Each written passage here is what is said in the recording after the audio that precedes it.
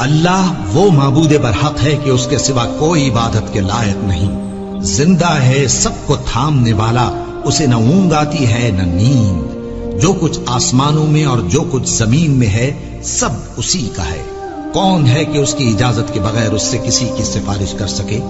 جو کچھ لوگوں کے روبرو ہو رہا ہے اور جو کچھ ان کے پیچھے ہو چکا ہے اسے سب معلوم ہے، اور لوگ اس کی معلومات میں سے کسی چیز پر دسترس حاصل نہیں کر سکتے۔